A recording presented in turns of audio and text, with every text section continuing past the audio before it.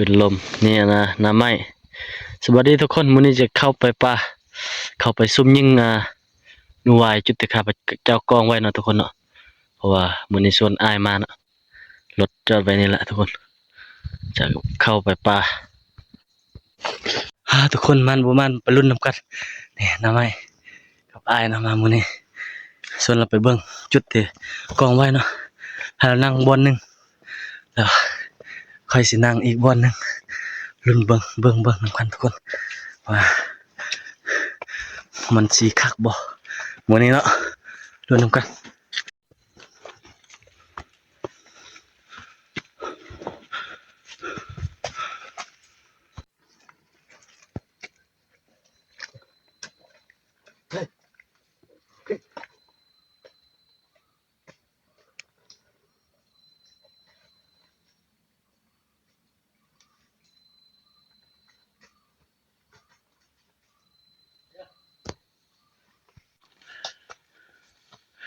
ให้อ้ายย่างไปก่อนเนาะทุกคนขอยืนถ่ายเอาคลิปหน่อยนึงให้ทุกคนได้เบิ่งบรรยากาศเนาะเพราะว่ากันสั้นบ่มีเนาะทุกคนก็เลยจังซี่แหละการเข้าป่าเอาให้เพิ่นเอาปืนลมเนาะมื้อนี้ลองเอาปืนลมไปซุ่มยิงเบิ่งแล้วค่อยแท้สิเอาหน้าไม้เนาะทุกคนอยู่ห้วยในมืดแล้วทุกคนใกล้ๆสิมืดแล้วแต่อยู่เทิงท้องฟ้าก็ยังแจ้งอยู่ถ้าเอาปืนไปนี่มีนะเอาเชือกนี่ไปท่าซุ่มยิงกระหอกยังได้อยู่สุทุกคนนี่ก็แล้วทุกคนบ่เห็นเลยกล้องนี่ทุกคนมื้อนี้ก็มีใส่กับดักเด้อเนาะทุกคนใช้ประมาณ10 20อันนั่นแหละทุกคน20อันข้าพเจ้าเอากับดักมา21ล้านเนาะทุกคนนี่ใส่อยู่นี่อยู่กองหินนี่กับดักให้เบิ่งคร่าวๆเนาะทุกคนเพราะมืดไว้เนาะทุกคนอยู่ห้วยนี่แต่จะขึ้นไปเบิ่งให้อ้ายซุ่มยิงอยู่หั่นว่ามันบดกองไว้อยู่หั่นเนาะมันกินหลายบ่ถ้าบ่มั่นใจแล้วสิพาเราไปเบิ่งบนอื่นอีกถ้าเบิ่งบ่ได้คักเลยใช้ลาท่าอยู่บนนั้นนะทุกคนเนาะยามกับดักแด้ซุ่มยิงตอนกลางคืนได้ทุกคนไปลุ้นนำกันมานบ่มานมื้อนี้นอนป่าล่าหนูภูเขาทุกคนหนูวายหนูขี้คมหรือว่าหนูอีหยังก็ไปลุ้นนำกันทุกคนทงป่านี่ก่อนทุกคนไปเบิ่งบนอ้ายสิซุ่มยิงเบิ่งคักอยู่บ่ไปลุ้นนำลาวก่อนคือบ่คืองูอยู่เพื่อมันเอาไปกินพุ่นนี่นี่ดูนั่นอันนี้อันนี้นี่แต่บางลองแมวพริมจุดจุดนี้ก็คือหมดแล้วเนี่ยเท่านั้นก็อ้อยมานะเบิ่นนี่จุดกองข้าวโพดทุกคนนี่เล็มอยู่นี่กินอยู่เลยลังตัวนี้ดูเขายังบ่มาเล็มเสือตัวนี้ลังนี่หน่วยนี่เท่านี้นี่ยานกินหมดพุ่นกินเข้าไปในมันนี่สิอยู่บ่อยู่2 คืนแล้วได้มาแถมนี่ตอนนี้5 โมงแล้วทุกคน17 โมงปลายเนาะให้กำลังใส่กับดักพากันเลาะใส่กับดักนูกันทุกคนเพื่อมีสิทธิ์ลุ้นเนาะทุกคนนี่เราไปใส่หั่นคอยจะไปใส่อยู่นี่ทุกคนนี่จะเข้าไปใส่อยู่นี่นี่นี่นะปุ้ยนี่อาบาคุ้มเดี๋ยวหอบผมเดี๋ยวเลยเดี๋ยวเที่ยวหอบไปแทม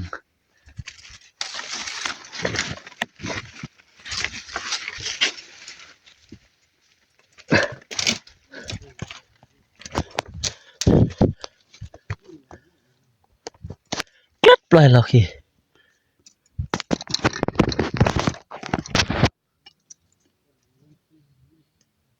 นี่ใส่นี่ทุกคนลุ้นนำกันลุ้นนำกันคือสิคักอยู่ทุกคนนี่ทำเลสวยงามอยู่ไปทุกคนนี่จุดที่2บนกองข้าวโพดเนาะให้ไอ้มาสำรวจบ้างว่าเราเสียนั่งพกอยู่ใส่เมื่อกี้จุดที่1กับบนนี้เนาะนี่ใส่กับนี่แหละเราสิไปนั่งอยู่ใส่ก็ให้เราตัดสินใจ อยู่บนกองไว้อยู่นะหมดละทุกคนเกลี้ยงเทิงมันก็เล่มกินและทุกคนจุดนี้ใส่4ลังเรียนกันเลย1 2มานี่3ลังนั้นพุ่นพุ่นลังนี่2 3ลังแล้วทุกคนนี่มาอีกลังที่4ลังทุกคนบนนี้อ้อยปะว่าสิถ้าซุ่มยิงเนาะทุกคนแต่ว่าหมดสาลีข้าวโพดที่ว่ากองปะขึ้นเกลี้ยงแซะเลยทุกคนบ่มีแบบเรือห้องห้อยเลยนะทุกคนก็เลยเอากับดักวางไว้นี่นะบอกให้อ้ายท่าอยู่นี่เราบ่ท่านะเราอะข้าวโพดหมดเราลงไปท่าจุดซุ่มยิงจุดทำอิฐจุดขึ้นมาทำอิฐนะทุกคนเนาะเราลงไปละนี่เขาสิใส่กลับขึ้นไปแล้วก็ไปฮอดจุดที่เขาจะซุ่มยิงละจังจะถ่ายทุกคนได้เบิ่งนะทุกคนเนาะโอเคประมาณนี้แหละนูน่าจะเต็มอยู่นี่แหละเอาลุ้นน้ำกันมันประมาณทุกคนคืนนี้ทุกคนก็มืดกันไปที่เรียบร้อยละมาฮอดจุดที่จะซุ่มยิงนะทุกคนมาเบิ่งโอ้ทุกคนบ่อนนี่ทุกคนจะซุ่มยิงมานี่นะ1 2 3 4ห่วงแต่ว่าอยู่พื้นนี่มันแสะเลยทุกคนบ่มีหยังเลยมันกินหมดแล้วทุกคนนั่นนะเทิงนี่เห็นกัดยันเนาะกัดจุดนั้นนะจุดนี้เลยนี่จุดนี้นะทุกคนตัวข้าพเจ้าว่างไว้อยู่ลุ่มอยู่พื้นนี่บ่มีเลยทุกคนเกลียงแสะเลยนี่เอามันประมาณนั่งทานนำกันนี่แหละทุกคน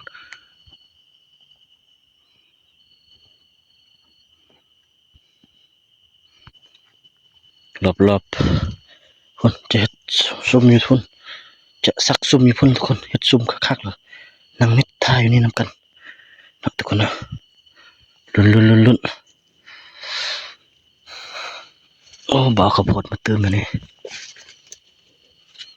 นี่โอ้2 คืนเลยทุกคนมาแถม2 คืนเต็มนี่มันน่าจะขึ้นมาไต่แถวนี้แหละทุกคนจังลุ้นนำกันนี่เบิ่งอันนี้ก็เล่มไปแล้วอันนี้ก็นี่จะเลยนี่บนนี้น่าจะไต่มาแต่พุ่นละ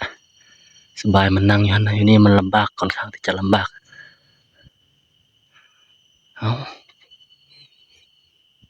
มันประมาณท่าลุ้นนำกันทุกคนเจอกันซุ่มมิดนำกันทุกคนสักซุ่มแล้วเนาะประมาณนี้แหละนี่จะซุ่มยิงตึ๊บเถอะ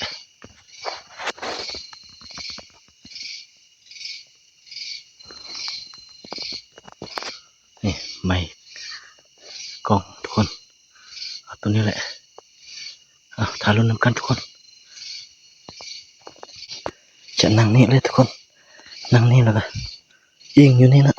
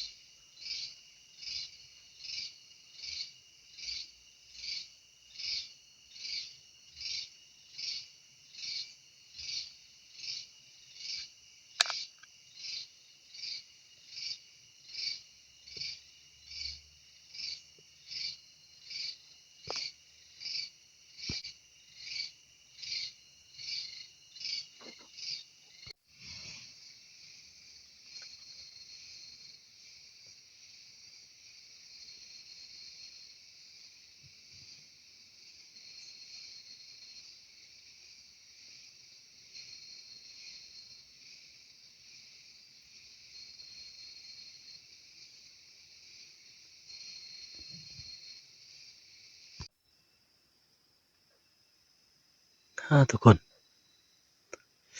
มานั่งซุ่มนี่ก็11 โมงแล้วทุกคนเป็นโนโบมาเนาะมื้อนี้นะแต่ว่ากล้องน่าจะได้ยินอยู่นะเสียงกระฮอกห้องตอนกลางคืนทุกคนเบิ่งสิเอาข้าวโพดตึมไว้หั่นอีกเนาะทุกคนเนาะมื้อหน้าจะมาซุ่มหยังอีกสิลงไปท่าซุ่มอยู่ลุ่มพุ่นเนาะ ห้ามบ่ถึกมือมันนะทุกคนมื้อนี้หนูบ่ออกทุกคนมื้อนี้นะนี่จะเอาข้าวโพดตื้มใส่มื้อหน้าเข้ามาซุ่มใหม่นะทุกคนมื้อหน้าเขามานั่งซุ่มกี้ข้าพเจ้านั่งนี่นะ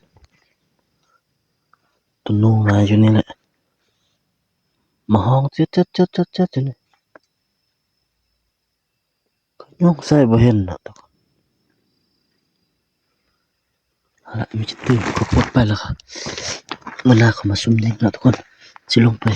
ยามกับดักหนูแล้วก็ไปซุ่มยิงบอลลุมเพิ่นอีกนะทุกคนประมาณนี้แหละกองข้าวโพดตื้มเนาะไว้เนี่ยอีกหลายคืนเนาะจะมาเบิ่งนะทุกคนให้มันกินหมดดีๆแล้วจึงมาซุ่มยิงนะทุกคนเนาะตัวนี้มาแถมมาตื้มใส่ใน2 คืนไปพยายามกับดักหนูบัดนี้ทุกคน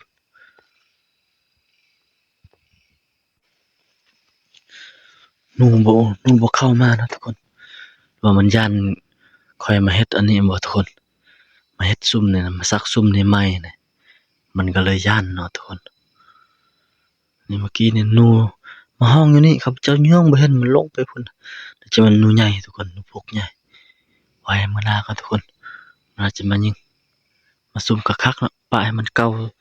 มันกกไม้เท่านี้มาตัดมาซักซุ่มเนี่ยมันก็ยังใหม่นะทุกคนหนูมันจะเห็นแล้วก็มันจะบ่เข้ามาเนาะทุกคนเนาะปะให้มันเก่าคนเนาะเท่านี้เก่าคนเนาะทุกคนนี่ล่ะไม้นี่ก็บ่ได้ยิงซ้ำไปลงไปซุ่มอยู่ลุมบนต่อไปแล้วก็ยามกับดักลงไปลุมกันเลยทุกคนทุกคนมายามกับดักหนูซุ่มยิง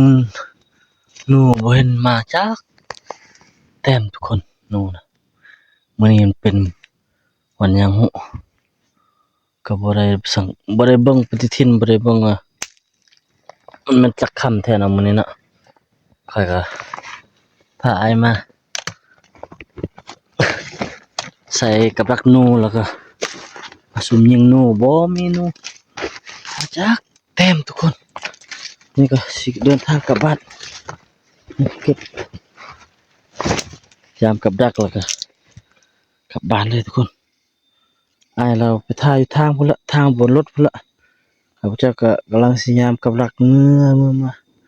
เราท่าอยู่ลุมพุ่นเราก็ว่าบนเราท่านบ่มีนะทุกคนบ่มามีแต่เราสิเดินทางกลับบ้านแล้วทุกคน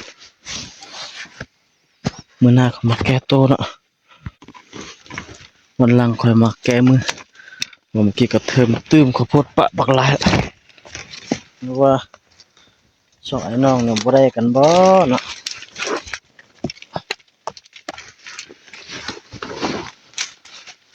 คิงบ่ได้กันบ่มันนั่นได้สองไอ้น้องเราเนี่ยมาครั้งแรกแห่งมันเด้มาสิครั้งแรกมาซอกอยู่หากินนำกันเนี่ยบ่มานสักทุกคน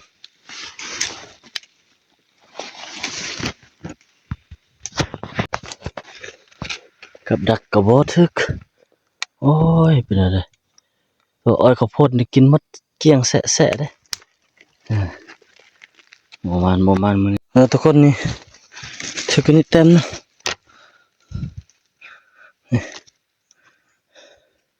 โอ้ยได้ปิ้งละ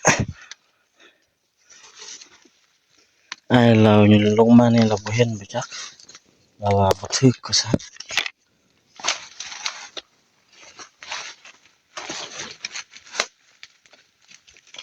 ลงมาเห็นทึกเต็มหนึ่งโอ้ยปิ้งละมื้อนะ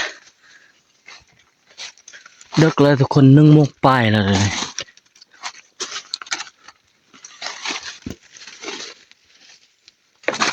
มาเบิ่งนี่อีกหลังนึงหลังแรกตัวเป็นหลังสุดท้ายบ่ทึก